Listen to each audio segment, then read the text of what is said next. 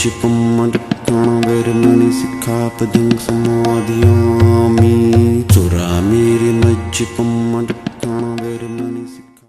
जात या जाति पर बात करना, उसके विषय में चर्चा करना, उसका इस्तेमाल करना, उसके ऊपर किताब लिखना, किताब पढ़ना या उसको चौबीसों घंटे अपने साथ रखना। आप किसी भी तरह से अगर उसका जिक्र करते हैं या मन में लेके आते हैं तो जात या जाति, जिसको कास्ट कहते हैं, उर्दू में तो इसका कोई नाम है नहीं क्योंकि ये अरब के अंदर होती नहीं, और जो क्रिश्चियन है उसमें भी इस तरह का कुछ होता नहीं। वहाँ से एक शब्द लिया गया है कास्ट, जो यहाँ की जाति से फिट नहीं बैठता। तो जितना भी जिक्र आप करेंगे, जितनी भी चर्चा इसकी करेंगे, जितना भी बोलबाला इसका करेंगे, ये उतनी ही बड़ी और मजबूत होती जाती है, क्योंकि ये माइंड से चलती है, मन से चलती है, ब्रेन से नहीं चलती, दिमाग से नहीं चलती, मस्तिष्क से नहीं चलती। मैं यहाँ जाति का वीडियो बनाना तो नहीं चाहता, क्योंकि मैं जानता हूँ कि अगर मैं जाति का वीडियो बनाता हूँ तो जाति बढ़ती है। ठीक उसी तरह जैसे शैतान को अगर याद करोगे तो शैतान आ जाएगा, हाजिर हो जाएगा, और शैतान को याद ही नहीं करोगे तो शैतान खत्म हो जाएगा। बुरी बात को याद करोगे तो बुरी बात हमेशा कायम रहती है। दुश्मन का जिक्र करोगे तो दुश्मन हमेशा जिंदा रहेगा। उसका जिक्र करना बंद कर दोगे तो वो मर जाएगा। यहां इसलिए ये वीडियो बनाना पड़ रहा है क्योंकि कल वी द पीपल के प्लेटफॉर्म पर, जो ऑनलाइन भी चलता है, वर्चुअल और एक्चुअल भी चलता है, जमीन पर भी उसकी सभाएं और मीटिंग होती हैं, बातें होती हैं, वहाँ जो वी द पीपल के लोग थे जो प्रोग्राम लगाते हैं, उन्होंने एक सब्जेक्ट लगाया जो वाल्मीकि जयंती के ऊपर आधारित था। वहाँ जो मलकियत सिंह बहल, बहुत बड़ा नाम है, जो लंदन में रहते हैं, वो दरअसल सारे ही जितने लोग हैं भारत में, उनके यहाँ उनका आना जाना है। सभी लोग उनको बुलाते हैं और सभी लोग उनकी बात भी मानते हैं। उन्होंने ये कहा कि यहाँ लंदन में जो लोग आए या विदेश में जो लोग आए, वो लोग यहाँ जाति के नाम से कोई नौकरी नहीं मिल सकती उनको यहाँ, क्योंकि यहाँ लंदन में, इंग्लैंड में या यूरोप में या अमेरिका के अंदर जाति का कोई रिजर्वेशन यहाँ है नहीं, कोई आरक्षण नहीं है। तो यहाँ जो भी लोग काम करते हैं बिना जाति के आधार पर करते हैं, उन्हें कोई जाति का फायदा वहाँ नहीं मिलता जैसा कि भारत में मिलता है। तो फिर यहाँ लोग क्यों जाति को ढो रहे हैं और क्यों जाति लेकर यहाँ आते हैं और क्यों जाति को यहाँ अपने पास रखते हैं? वो कहते हैं कि मैंने कई बार कहा इस बात को, मगर वो लोग सुनते नहीं हैं। उनकी बातें आप सुन सकते हैं। वी द पीपल का जो आप उनकी बातें सुन सकते हैं, जो 19 अक्टूबर 2021 का वी द पीपल का जिद्द है जुड़ने की वीडियो लोड होगा, उसमें पूरी चर्चा सुन सकते हैं। और भी चर्चाएं सुनते रहिए, क्योंकि बड़े बड़े गणमान्य लोग आते हैं इसमें, और वी द पीपल में बहुत सारे लोग इकट्ठे हो चुके हैं जो बहुत बड़े बड़े काम करने वाले हैं, जिनके बड़े बड़े नाम हैं। तो वहां मैंने ये बात कही थी कि जो विदेशों में लोग जाते हैं, जिनको वहां सरकारी नौकरी में कोई भारत की जाति सिस्टम के आधार पर आरक्षण नहीं मिलता है, वो वहाँ इसलिए जाति रखते हैं क्योंकि वहाँ उनको जाति में स्टेप फायदा होता है। स्टेप फायदा मतलब जातियों का जो आधार है भारत में, वो कहीं है नहीं, वो दरअसल हवा में है, मगर एक हवा में सिस्टम बनाया हुआ है स्टेप का, यानी सीढ़ियों जैसा है। एक सीढ़ी नीचे होती है, दूसरी सीढ़ी उससे ऊपर होती है, तीसरी सीढ़ी उसके ऊपर होती है, वो ऊपर चढ़ी चली जाती है। वैसे ही जातियों का कहीं लिखा हुआ नहीं है। कोई भी व्यक्ति जातियों के बारे में कोई किताब या कुछ लिखित में कभी नहीं दे सकता कि कौन सी जाति किस स्टेप में है, किस में नहीं है, मगर प्रैक्टिस में लोग ऐसा मानते हैं, ये वाली जाति ऊंची है, ये वाली जाति नीची है। ये सब हवा में है, प्रैक्टिस में है, माइंड से चलता है, और एक दूसरी जनरेशन में, एक दूसरी पीढ़ी में माइंड से, परंपरा से, प्रैक्टिस से एक दूसरे को ट्रांसफर होता रहता है। आप किसी व्यक्ति से पूछेंगे भारत में, तेरी जाति क्या है, कौन सी जाति है, किससे बड़ी है, किससे छोटी है, तो या कब तुझे पहली बार पता चला, तो वो बताएगा कि उसको जब होश आया था तो उसे जाति का एहसास कब हुआ। मोस्टली लोगों को जाति के एहसास दो बार होते हैं, जब उन्हें जाति के सिस्टम से फ़ायदा होता है जो ऊपर के पायदान पर हैं, या जाति के सिस्टम से नुकसान होता है जो नीचे के पायदान पर है। पहला फ़ायदा नुकसान होता है इज्जत का, यानी कि जो ऊपर के सिस्टम में है वो नीचे वालों से ही उम्मीद करते हैं कि ये सिस्टम जिन भी लोगों के हिसाब से बना है उसमें वो लोग ऊपर वालों की इज्जत करेंगे, फ्री में इज्जत देंगे, चाहे वो कैसे भी हैं, चाहे वो बलात्कारी हैं, चाहे वो चोर हैं, चाहे वो व्यभिचारी हैं, चाहे वो शराबी हैं, चाहे वो देशद्रोही हैं, मगर उनको इज्जत मिलेगी। और जो ऊपर के पायदान पर हैं वो ऐसा मानते हैं सिस्टम से कि नीचे वालों को वो हमेशा बेइज्जती देंगे, चोरी करेंगे, उनके बच्चों से बलात्कार करेंगे, उनको मारेंगे, उनको पीटेंगे। ऐसा प्रैक्टिस में सिस्टम जिन लोगों ने भी इसको मेंटेन करके रखा हुआ है, और कौन लोग मेंटेन करेंगे, कौन इसको चलाएंगे, जिनको इससे फायदा होता है। तो वहाँ इंग्लैंड के अंदर वहाँ जो स्टेप सिस्टम है उसमें जो ऊपर वाला अपने आप को मानता है वो नीचे वाले को दबा के उसका फायदा लेता है, विदेश में भी, इसलिए वहाँ पर ये जाती है और चलती है। सबसे पहले ये देखें कि जात या जात जो शब्द है, जाति शब्द है, ये प्राचीन काल में क्या था। बुद्ध के समय से हिस्ट्री यानी इतिहास चलता है। बुद्ध से पहले भारत में कोई इतिहास नहीं है, वो सब कपोल और काल्पनिक कथाएं हैं या सुनी सुनाई हैं। मगर बुद्ध के बाद और ख़ासतौर से अशोक के समय तो ये पत्थरों पे लिखित भी आने लगा, क्योंकि उस समय तक अक्षर बन गए, जिसको अशोक लिपि बोलते हैं या धम्म लिपि बोलते हैं। पहली बार अक्षर बने, वो अक्षर पढ़े जा चुके हैं, पत्थरों पे लिखे हुए हैं, उनमें सारा इतिहास लिखा हुआ है। तो सच्चाई वहाँ से चलती है, क्योंकि कागज़ तो था नहीं, इसलिए कागज़ का कोई इतिहास वहाँ था नहीं। तो जो वहाँ लिखा हुआ है उसके अनुसार बुद्ध की जो हिस्ट्री है, या बुद्ध से पहले के जो लोग हैं या बुद्ध के बाद के हैं, उनमें कहीं जातिगत नाम नहीं मिलते कि जातिगत नाम जो आज के समय चलते हैं वो नाम हो। जैसे आप जितने भी जातिगत नाम 6743 हैं वो उसमें कहीं नहीं दिखाई देते। बहुत सारे लोग कहेंगे कि इसमें उपाली नाई है और उसमें सुनीत भंगी है। तो भंग अवस्था जो होती है वो बुद्ध की अवस्था थी, जिसमें ज्ञान प्राप्ति की अवस्था बोलती है, उसको भंग ज्ञानी बोलते हैं, भंग ज्ञान बोलते हैं। जो भंग ज्ञान प्राप्त कर लेता है उसको भंगी बोलते थे, और जो महिला यानी भिक्षुणी भंग ज्ञान प्राप्त कर लेती थी उसको भंगन बोला करते थे। बाकी इससे ज़्यादा सिर्फ इतना ही है कि राग और द्वेष और मोह मूर्ता को जो भंग करता है उसको भंगी बोलते हैं, और बुद्ध सबसे पहले भंगी रहे। सुनित ने भी वहाँ ध्यान सीखा, और सुनित के ध्यान सीखने से भंग ज्ञान प्राप्त हुआ, इसलिए उसके नाम के साथ सुनित भंगी पड़ा हुआ है। बाकी सारे ही लोग भंगी हैं जिन्होंने वो ज्ञान प्राप्त किया। मैंने भी वो भंग ज्ञान प्राप्त किया है, 7वें दिन प्राप्त होता है विपस्सना में, कई बार प्राप्त किया है, आप मुझे भंगी कह सकते हैं। तो ये जो शब्द है ये वहाँ से आता है। बाकी भंग होने का फिर बाद में विखंडन और टुकड़े टुकड़े होना आता है, क्योंकि जब दुख के, राग के, द्वेष के टुकड़े टुकड़े होते हैं उसको भी भंग बोलते हैं, भंग अवस्था बोलते हैं। तो एक नाम तो ये आता है। मगर बुद्ध के समय या बुद्ध से पहले कोई सफाई का काम नहीं है कहीं भी, क्योंकि छोटी छोटी पगडंडियाँ होती थीं रास्ते की, उन पर लोग चला करते थे। तो सड़क तो थी नहीं जो साफ होंगी, पक्की सड़क डाबर की जिसको बोलते हैं, या बिटुमिन की बोलते हैं, या तारकोल की बोलते हैं, या ईंट की या सीमेंट की, ऐसी कोई सड़क नहीं होती थी। पत्थरों की सड़क बनी है, वो भी बहुत बाद में जा जाके बनी है। इसको एक उत्तरापथ के नाम से उस समय था, जिसमें पत्थर लगाते थे ताकि रेलगाड़ी वगैरह कीचड़ में ना धंसे।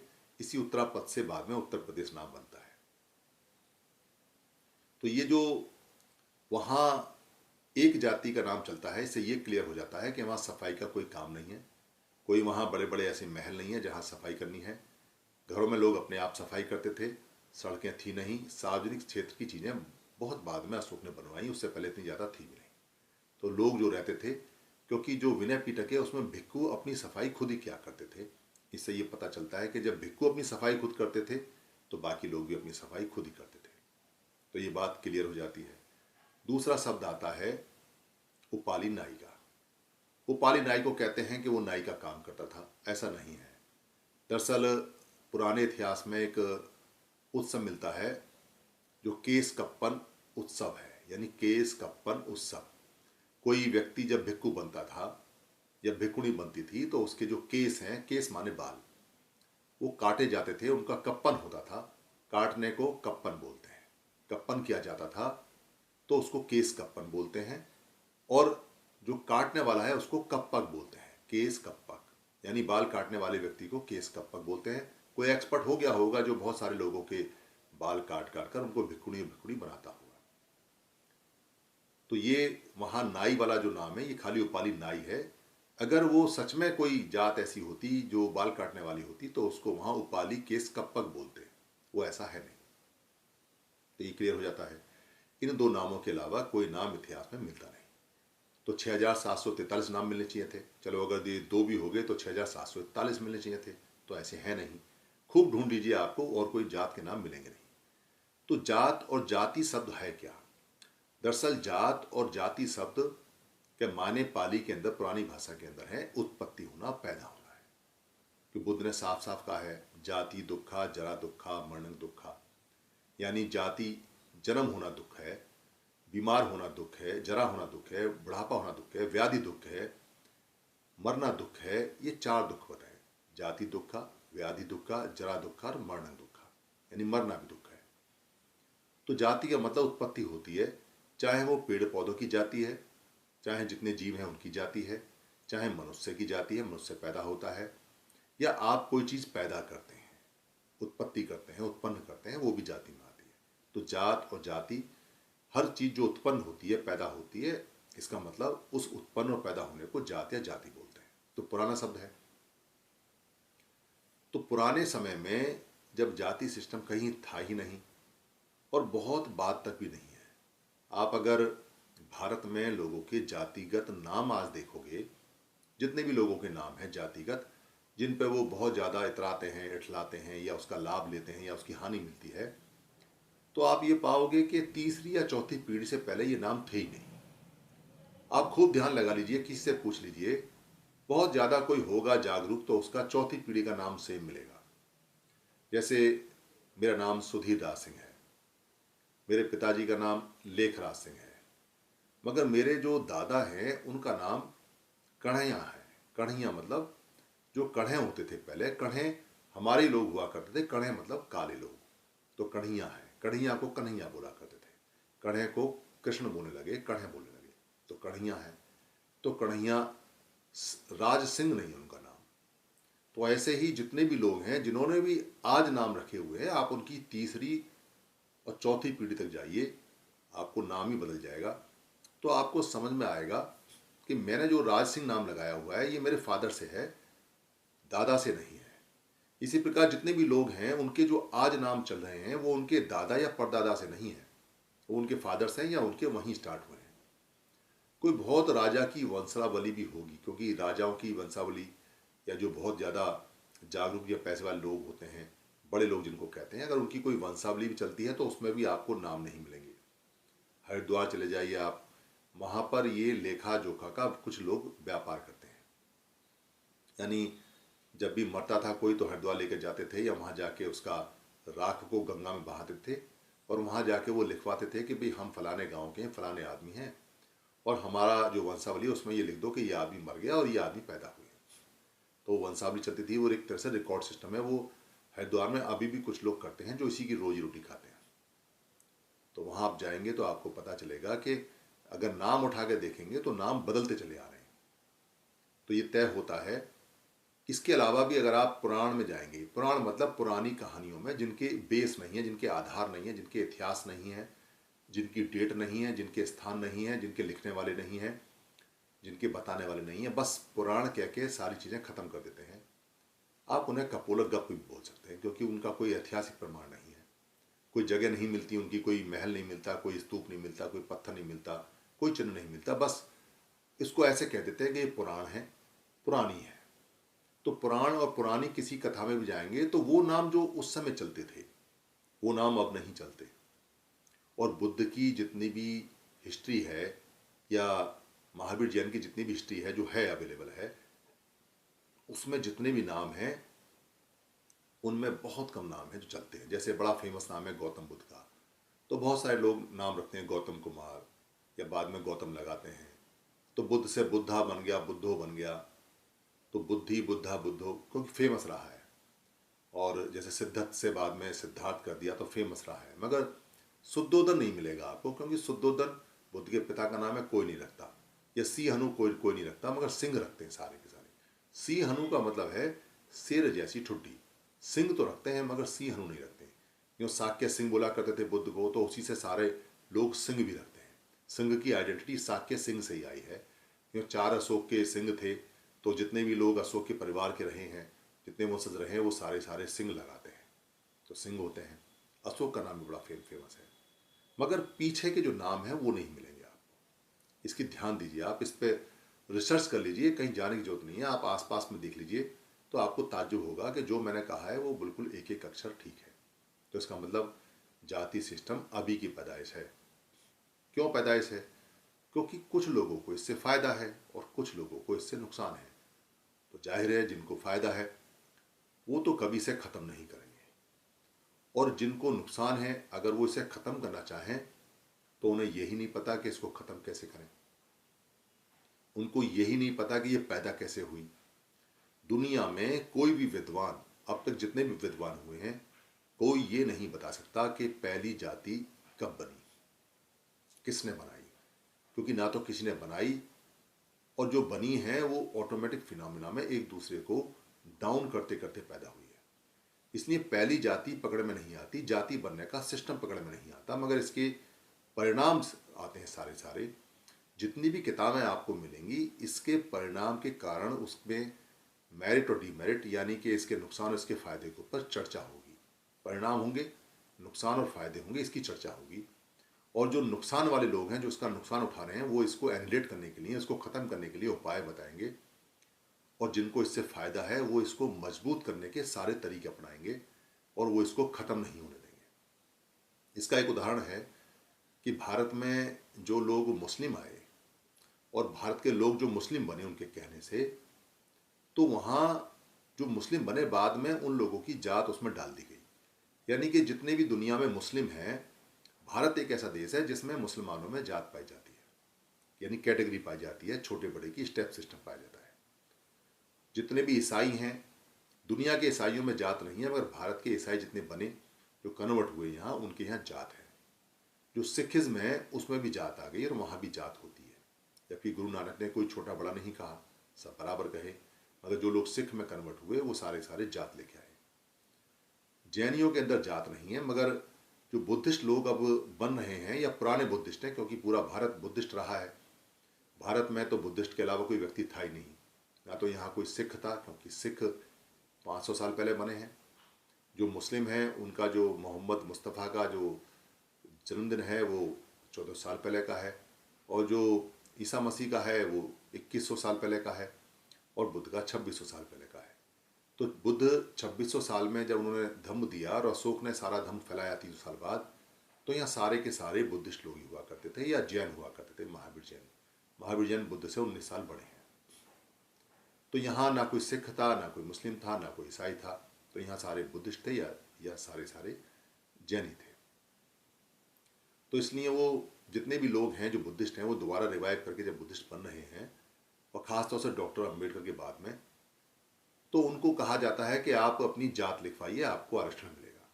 अगर आपने बुद्धिस्ट होने में जात लिखवा दी, तो फिर आपका बुद्धिस्ट होना या ना होना बेकार है, कोई फ़ायदा नहीं, क्योंकि बुद्धिज़्म तो ख़त्म हो गया, मर गया वो, तो उसमें कुछ नहीं बचा। फिर अगर उसमें कैटेगरी ले आए, उसमें समानता की जगह असमानता ले आए, उसमें फिर कैसे कहोगे कि भगवान बुद्ध के धम्म में सब समान होते हैं? फिर तो असमान हो गए ना, फिर तो जातियाँ आ गई। तो फिर धम्म को छोड़ देना चाहिए, कोई फ़ायदा नहीं उसमें। और अगर धम्म को अपनाना है तो समानता से अपनाना चाहिए, ताकि उसकी गरिमा बनी रहे। क्योंकि जात बहुत छोटी चीज़ है, पैदा हुई है, ख़त्म भी हो जाएगी अगर आप चाहेंगे तो। मन से पैदा होती है, मन से ख़त्म होती है, अभी ख़त्म हो जाएगी अगर आप अभी इसे मानना छोड़ देंगे। मगर धम्म नहीं ख़त्म हो सकता। धम्म तो यूनिवर्सल है, सार्वजनीन है, वो तो हमेशा चलेगा। धम्म बहुत बड़ा है, धम्म तो बुद्ध से भी बड़ा है। कोई व्यक्ति जो धम्म को देखता है, धम्म को अपनाता है, धम्म का बोध करता है, धम्म के बोध करने वाले को बुद्ध बोलते हैं। बोधि धम्म, यानी बोध धम्म का बुद्ध बनता है। तो बुद्ध वही बन सकता है जो धम्म को जानता है। तो धम्म होगा तभी तो बुद्ध बनेगा। इसलिए धम्म बड़ा है, बुद्ध उसके बाद आता है। तो ये जो जात और जाति की जो चर्चा आज हम यहाँ कर रहे हैं और जो बता रहे हैं आपको, वो इसलिए बता रहे हैं क्योंकि आप एक ऐसी चीज़ को ढो रहे हैं और ऐसी चीज़ को लेके जा रहे हैं और उसको प्रैक्टिस कर रहे हैं और उसकी चर्चा कर रहे हैं जिसका आपको लाभ भी हो सकता है, आपको हानि हो सकती है। तो बेसिकली आप उसकी हानि नहीं देख रहे हैं, उसका लाभ देख रहे हैं। लाभ क्या देख रहे हैं? हमसे नीचे जो लोग हैं हम उन पर दादागिरी करें, हम उनसे सारे अधिकार ले लें, मगर आप ये भूल जाते हैं कि जो स्टेप में सीढ़ियों में आपसे ऊपर बैठा हुआ है, इस हवा में बने हुए सिस्टम में, सारा सिस्टम हवा में है, कहीं किताब में नहीं है, तो वो भी वही व्यवहार देगा जो व्यवहार आपने दिया है। इसलिए अगर आप फायदा जात का लेना चाहते हैं तो जात का नुकसान लेने के लिए भी तैयार रहिए। आप रोइए मत, आप ये मत कहिए हमें जात में प्रताड़ना दे दी, हमारी मूंछ काट दी, हमारा सर गंजा कर दिया, हमको कपड़े नहीं पहनने दिए, हमको मारा, हमको पढ़ने नहीं दिया, हमारी नौकरियां छीन ली, हमारा रिजर्वेशन छीन लिया, हमको अभी तभी कहा, हमको बेइज्जती की, हमको हीन कहा, हमको इनकम्पिटेंट कहा। ये सब जितनी भी शिकायतें हैं इनको छोड़ दीजिए अगर आप जात के सिस्टम में रहते हैं और जात लेके बैठे हुए हैं, क्योंकि आप शिकायत करने के अधिकारी नहीं हैं। आप जात का इस्तेमाल कर रहे हैं तो जात को बढ़ा रहे हैं। तो जब आपको फ़ायदा होता है तब तो आप बहुत बढ़िया कहते हैं, बहुत अच्छा है, तब तो आप एक बार नहीं कहते कि जात खराब है, जाति खराब है, सिस्टम खराब है, ये देश को बर्बाद कर रहा है। मगर जैसे ही आपको नुकसान होता है आप रोने लगते हैं। तो दोनों बातें नहीं चलेंगी। इसलिए अगर आप जात को छोड़ना चाहते हैं तो आपको जितने भी लोग हैं उसमें समानता का व्यवहार करना पड़ेगा, छोड़ना पड़ेगा तो छोड़ दीजिए, मन से है। इसको छोड़ने के लिए किसी से सर्टिफिकेट लेने की जरूरत नहीं है, क्योंकि जात जब बनी या जात को जिसने प्रैक्टिस किया या जात को जिसने बनाने की कोशिश की, उसने लिखित में नहीं दिया आपको कि आपकी ये जात है, ये काम ऐसे करेगी, ये इतनी छोटी है, ये इतनी बड़ी है, इसका यहाँ अंगूठा लगाओ, इसका यहाँ साइन करो, इसका यहाँ पर ये स्टाम्प पेपर है, इसका यहाँ दस्तावेज है, इसका यहाँ पत्थर पर लिखा हुआ है, या ये आपको ऐसा माननी पड़ेगी, या यहाँ पर ये पंचायत में ये पास हुई है, या यहाँ राजा ने इसका डंका पिटवाया है, या पार्लियामेंट ने इसको ऐसा कहा है। कुछ नहीं हुआ है, बस प्रैक्टिस। कुछ लोगों ने जिन्होंने अपने आप को ऊपर रखना चाहा और ये अधिकार रखा कि हम ऊपर रहेंगे तो हमको फ्री में सब चीज़ मिलेगी, फ्री में इज्जत मिलेगी, फ्री में पैसा मिलेगा, फ्री में मौका मिलेगा, फ्री में मान सम्मान मिलेगा, सारे अधिकार फ्री में मिलेंगे। उन लोगों ने इसको बनाया, उसको प्रैक्टिस की, आपसे उसको प्रैक्टिस करवाया, लागू करवाया, आपने उसको मान लिया तो उनको देना पड़ेगा, क्योंकि आपने मान लिया है। अगर आप नहीं मानेंगे तो थोड़ा संघर्ष होगा, क्योंकि जिसको फ्री में मिल रहा है, जिसको हर चीज़ जाति के बड़े होने के नाम पे मिल रही है, वो तो अपना अधिकार इतने आसानी से छोड़ेगा नहीं, क्योंकि उसे तो फ़ायदा है। इतनी मुश्किल से सिस्टम बनाया है, कोई एक दिन में सिस्टम नहीं बनाया, 400-500 साल कम से कम सिस्टम बनाने में लगे हैं। कितनी कहानियाँ सुनाई हैं, कितना पुराण लिखा है, कितने ग्रंथ लिखे हैं। बाबा साहब अम्बेडकर क्या कहते हैं? जातियों की जो जड़ है वो पुराणों में और उन ग्रंथों में है जिनकी कहीं कोई हिस्ट्री या इतिहास नहीं है। अगर आप उन ग्रंथों को, उन चीज़ों को मानोगे तो आपको जाति माननी पड़ेगी, क्योंकि उसमें लिखा हुआ नहीं है कि आपकी जाति ऐसी है, उसमें प्रैक्टिस कराई है। क्या प्रैक्टिस कराई है? उसमें कहानियाँ बनाई हुई हैं जिनके आधार नहीं है, और वो जाति को एस्टाब्लिशमेंट करने के लिए, स्थापित करने के लिए कहानियाँ बनी हैं। क्या कहानियाँ हैं? फलाना आदमी है, उसको पढ़ने का अधिकार नहीं है, उसने पढ़ना शुरू किया तो उसका सर काट दिया। फिर कहानी आएगी, फलाना आदमी है, उसका काम सिर्फ कपड़े धोने का है, वो कपड़े धोता है, फिर हाथ जोड़ता है। फलाना आदमी है, वो सिर्फ सेवक है, वो सेवा करेगा, वो हमेशा चरणों में बैठा रहता है, हाथ जोड़ के रहता है, और वो अपने जिसकी सेवा करता है उसको अपना स्वामी मानता है। क्या कहानी है कि ये जो बानर सेना है ये हमेशा जो सेवा करती है, तो व्यक्ति को बानर सेना से भी कंपेयर करके बताया है, यानी सेवादार। तो बताया गया कि भाई ये जो वर्ग है, इनके ये काम हैं, इनको यही काम करने हैं, इस काम के अतिरिक्त तो कोई काम करना उनको अलाउ नहीं है। अगर वो काम करेंगे तो उनको दंड मिलेगा, वो बोल नहीं सकते, कुछ लोग शस्त्र नहीं रख सकते, उनको शस्त्र रखना अलाउ नहीं है। यानी उसमें स्पेसिफाई किया हुआ है कि कौन कौन सी चीज़ कर सकते हैं, कौन कौन सी नहीं, और वो कहानियों के माध्यम से। और कहानियाँ कहीं सर्टिफाइड नहीं है, कहानियों का कोई इतिहास नहीं है, कहानियाँ सारी सारी पुराण हैं, पुरानी हैं। किसने लिखी, कब लिखी, कैसे लिखी, उसकी कोई वंशावली भी नहीं है। वो कोई पढ़ा हुआ था या नहीं था, किस स्कूल में पढ़ा, कहाँ पढ़ा, कोई उसकी डिग्री और सर्टिफिकेट भी नहीं है, पर उसकी प्रैक्टिस कराई जाती है। उन कहानियों को बार बार बचपन से लेके आपके दिमाग में डाला जाता है, आपकी महिलाओं के दिमाग में डाला जाता है। महिला और बच्चे कभी पूछते नहीं, उनको लगता है कि बचपन से सुनते आ रहे हैं, हमारे माँ बाप ने भी सुना, उन्होंने माना, हमें मानना चाहिए, और वो उसको मानते चले आते हैं। ये इसकी प्रैक्टिस है। इस प्रैक्टिस में अगर आप रहेंगे तो इसको फिर समझ नहीं पाएंगे, इसलिए थोड़ा हटेंगे तो समझ में आ जाएगा। जब पूछेंगे, हालांकि कोई बताएगा नहीं, अगर आप किसी से पूछेंगे कि जाति का एस्टेब्लिशमेंट कैसे है और कैसे नहीं है, कैसे ये यहाँ प्रैक्टिस कराई जाती है, कैसे इसकी कहानियाँ होती हैं, कोई नहीं बता सकता आपको। इसलिए नहीं कि कोई आपको बताना नहीं चाहता, इसलिए कि किसी को पता ही नहीं है, कोई जानता ही नहीं है, क्योंकि जिन्होंने ये सिस्टम बनाया और जिन्होंने इसकी प्रैक्टिस की वो तो जा चुके, और उन्होंने कहीं नहीं लिखा कि हम ये सिस्टम बना रहे हैं, इसकी प्रैक्टिस करना तो इसका फ़ायदा होगा। जिसको फ़ायदा होता है वो इस प्रैक्टिस को हर हालत में लागू करेगा, और जिसको फ़ायदा नहीं होता है, नुकसान होता है, या तो वो नुकसान उठाता रहे और या फिर इसको विरोध करे, तो वो जान छूट सकती है, तो बात बन सकती है, तो फ़ायदा हो सकता है। तो इसलिए जो जात या जाति है, वो जो भारतीय संविधान के अंदर है, बाबा साहब अम्बेडकर ने कभी आरक्षण नहीं मांगा। बाबा साहब अम्बेडकर ने जातियां खत्म की। बाबा साहब अम्बेडकर ने कोई जाति का संगठन भी नहीं बनाया।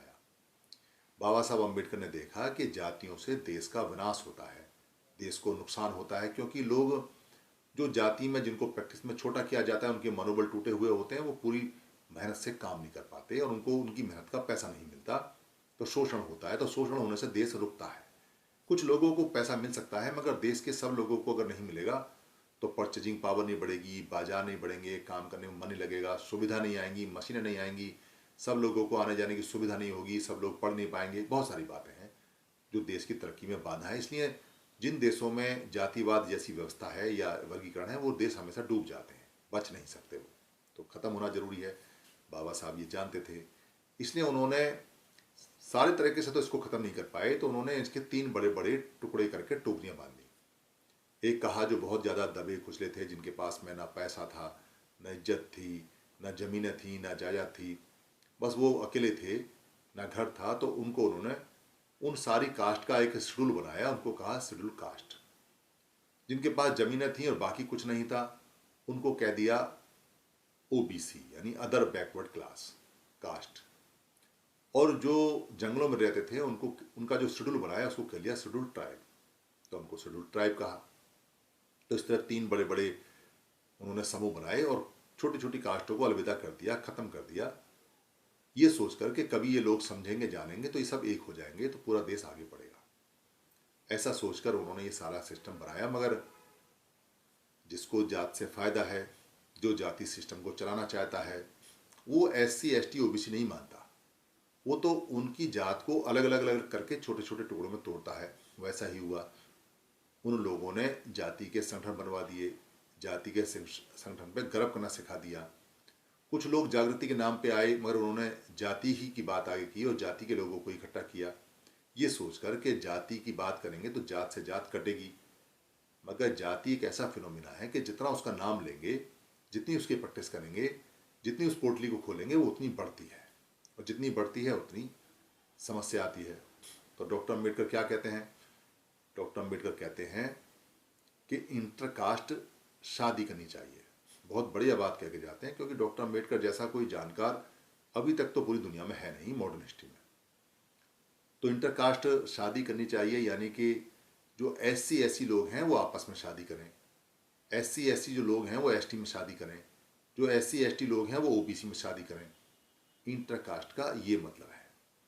इसका परिणाम बड़ा उल्टा आया। हुआ क्या कि इंटरकास्ट में, इंटरकास्ट की बजाय इंटर जो वर्ण हैं उसकी भी शादी होने लगी, और SC के जो पढ़े लिखे लोग थे, जो काबिल लोग थे, जो बड़े बड़े पदों पे लगे, जो बड़े होनहार थे, होनहार तो पुराने हैं क्योंकि सम्राट अशोक के समय राजा रहे हैं, मौका मिला फिर बन गए, तो जो ऊपर के वर्ग वाले लोग थे वो उन लड़कों को ले गए। इससे समाज का बड़ा नुकसान हुआ। उन लोगों को ले गए तो वो जो पढ़ा लिखा नौजवान जो समाज के लिए कुछ काम करता, वो चला गया, उसका वर्ण बदल गया, नाम के लिए बदला, वैसे कोई इज्जत विज्जत तो मिलती नहीं उनको, वहाँ तिरस्कार तो पूरा रहता है। मेरा बड़ा एक्सपीरियंस है, मैंने बहुत लोगों को देखा है, मगर वो हमें धौंस दमाने के लिए कह सकते हैं। तो बाबा साहब का जो मतलब था इंटरकास्ट का वो था कि SC ST OBC आपस में शादी करें। उसका बहुत अच्छा रिजल्ट आने वाला है, बहुत अच्छा रिजल्ट आएगा जब भी आएगा। अभी करेंगे अभी आएगा, बाद में करेंगे बाद में आएगा। मगर जो इंटर वर्ण जो शादी हुई हैं उनसे बड़ा नुकसान हुआ। उनसे हमारा टैलेंट, हमारा टाइम, हमारा मनी, हमारे एफर्ट सारे के सारे चले गए। जो हमारे हित में, हमारे फ़ायदे में आने वाले थे वो उनके हो गए। और वहाँ कुछ लोगों ने तो रिजर्वेशन का फ़ायदा उठाकर वहाँ उनको MP MLA या उनको बना दिया जो हमारे समाज के काम नहीं आया। तो इसमें सावधान रहना चाहिए कि हमें SC ST OBC में इंटरकास्ट शादी करनी है, ना कि वर्ण में। अपर वर्ण से हमारा क्या लेन देना। जो वर्ण हैं वो तो पहले से ही प्रॉस्परस हैं, उनकी तो जिक्र ना करें तो ज़्यादा अच्छा है। तो ये सावधानी बतें। तो बाबा साहब ने जो तीसरा जो सबसे इम्पोर्टेंट बताया था वो ये बताया था कि ये माइंड से चलती है, जो कास्ट है वो माइंड से चलती है। तो इसको ख़त्म भी माइंड से ही कर सकते हैं। ये कागजों में ख़त्म नहीं होगी, ये लिख कर ख़त्म नहीं होगी, ये छल्ला मचा के ख़त्म नहीं होगी। अगर मन से मानेंगे तो कास्ट है, और मन से नहीं मानेंगे तो कास्ट नहीं है। तो बाबा साहब अम्बेडकर ने जब एजिटेशन किया और अंग्रेज़ों ने उनकी एक डिमांड मानी, और वहाँ जब उनको सेपरेट इलेक्टोरल मिला, जो अधिकार मिला हमें अपने प्रतिनिधि को चुनने का, वो जानते थे कि ये अधिकार अगर मिलता है तो जाति सिस्टम ख़त्म हो जाएगा। क्योंकि फिर तो बाध्यता ख़त्म हो गई ना, फिर तो सारा जो अधिकार है, जो देश की जितनी भी व्यवस्था है उसमें बराबर का हिस्सा रहेगा, तो पूरा अधिकार मिलेगा तो देश में तरक्की होगी। कुछ लोग नहीं चाहते थे कि देश में तरक्की हो, तो उन्होंने बाबा साहब पर एक इलीगल दबाव बनाया। इलीगल दबाव किस लिए है? जब समझौता अंग्रेज़ों से था तो अगर आपको कोई दिक्कत थी तो अंग्रेज़ों के दरबार में जाना चाहिए था। तो आपको एजिटेशन अंग्रेज़ों से करना चाहिए था, अंग्रेज़ों के खिलाफ होना चाहिए था कि आपने ऐसा क्यों किया। मगर उन्होंने कमज़ोर बाबा साहब के खिलाफ किया। बाबा साहब कमज़ोर क्यों थे? अकेले थे, संघ तो था नहीं, संगठन तो था नहीं, कुछ लोग थे वो भी दूर थे। आज की समय कोई जैसे नेटवर्क बने हुए हैं वैसे तो था नहीं। तो उनके खिलाफ माहौल बनाया गया कि डॉक्टर अम्बेडकर गांधी को मारना चाहते हैं। डॉक्टर अम्बेडकर तो अपने 6 करोड़ लोगों को बचाना चाहते हैं, मगर वो 6 करोड़ लोगों से ना कोई लेन देन नहीं है। क्योंकि अगर सेपरेट इलेक्टोरल हो गया तो 6 करोड़ लोग उनके चंगुल से निकल जाएंगे, फिर तो उनको वोट डालेंगे नहीं, उनसे मतलब नहीं, अपना प्रतिनिधि चुनेंगे जो उनके हिसाब से काम करेगा और जो उनका अधिकार ला के देगा उसको चुनेंगे, अदरवाइज भगा देंगे। तो समझौते पे इतना दबाव बनाया गया कि बाबा साहब अम्बेडकर की जान की भी बाजी लगभग लग चुकी थी। कभी भी उन पर हमला होता, कभी मर, थ्रेट भी आई होंगी, अब हमें तो इतना पता नहीं है, मगर आई होगी थ्रेट भी, डायरेक्ट इनडायरेक्ट आई होंगी। तो लीगल समझौता हुआ गांधी के बीच में और डॉक्टर अम्बेडकर के बीच में। इलीगल इसलिए है कि जो समझौता अंग्रेज़ों के बीच और डॉक्टर अम्बेडकर के बीच हुआ, उस समझौते का रिव्यू गांधी के बीच में होना इलीगल है, वो आज भी इलीगल है। अगर आप सब लोग इकट्ठे हो जाएंगे, एक साथ आ जाएंगे, समर संघ बना लेंगे, तो एक झटके में उसको लीगलाइज किया जा सकता है, सेपरेट इलेक्टोरल मिल सकता है। क्योंकि वो सेपरेट इलेक्टोरल आज भी ऐसा कैसा इंटैक्ट रखा हुआ है आपका। क्योंकि अगर कोई समझौता इलीगल होता है तो वो हमेशा लीगल है, वो आज भी लीगल है। आप में दम है तो आप उसको डिक्लेयर करके लीगल, और जो लीगल वाला है सेपरेट इलेक्टोरल ले सकते हैं, इसमें कोई दिक्कत नहीं है। तो बाबा साहब को क्या दिया गया कि बाबा साहब आप अपने लोगों की तरक्की के लिए कुछ आरक्षण ले लीजिए। तो उन्होंने जो 10 साल के लिए पॉलिटिकल आरक्षण दिया, और बाकी हमेशा के लिए SC ST OBC का जो आरक्षण मिला वो ये मिला। OBC का तो तब तक लागू हुआ नहीं, वो तो कागजों में रहा, क्योंकि बाबा साहब ने बड़ी कोशिश की।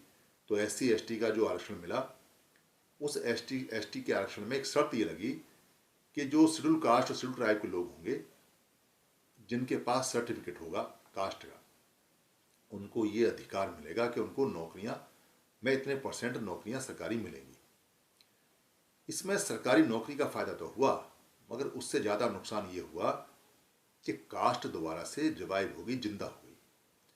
जो बाबा साहब ने SC ST OBC बना के 3 डब्बों में बंद करके और उसको त्रिबुद्ध भारत बना के समुद्र में फेंकने की तैयारी की थी, और जिसके लिए 1956 में उन्होंने बाकायदा डिक्लेयर किया कि हमको धर्म में आना चाहिए, बुद्ध में आना चाहिए, बुद्ध हमारे देश का सबसे प्राचीन, और हम लोग बुद्धिस्ट हैं सारे के सारे भारत में जितने SC ST OBC हैं, तो फिर हमें कास्ट सिस्टम की आवश्यकता नहीं है और हमें किस चीज़ की आवश्यकता नहीं है, हम इकट्ठे हो जाएंगे।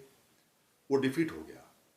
क्योंकि अगर बुद्धिस्ट लोग रहते हैं और कास्ट का सर्टिफिकेट लेके आते हैं तो बुद्धिस्ट नहीं है, और अगर कास्ट का सर्टिफिकेट लेके नहीं आते हैं और बुद्धिस्ट बनते हैं तो अधिकार जाता है। जो अधिकार बाबा साहब बड़ी मुश्किल से लेके आए थे वो तो कुछ और था, एक तरह से टुकड़ा जो बचा वो था। तो कुछ समझदार लोगों ने कहा कि बुद्धिस्ट हम नेचर से रहेंगे, मन से हम बुद्धिस्ट रहेंगे और अधिकार हम कास्ट के सर्टिफिकेट से लेंगे। तो आज भी यही समस्या आने वाली है।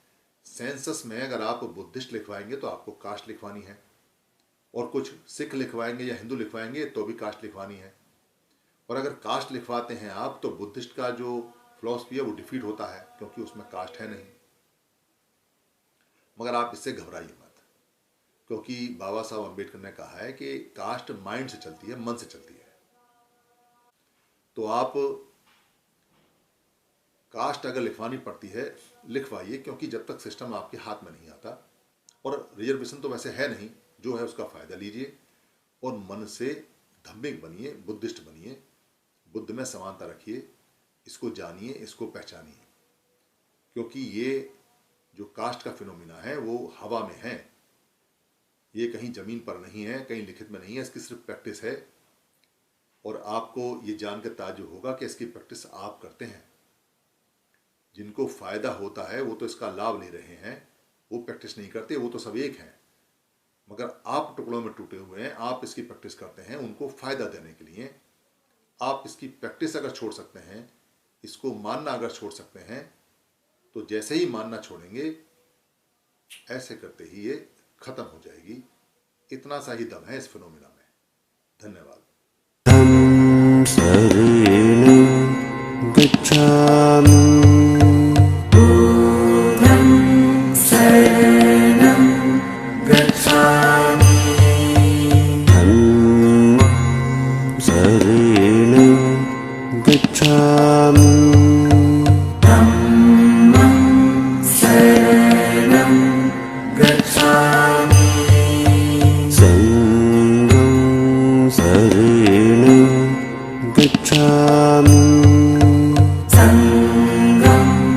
शरणं गच्छामि।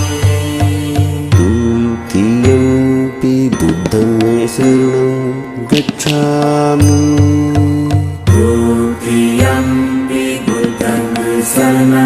गच्छामि।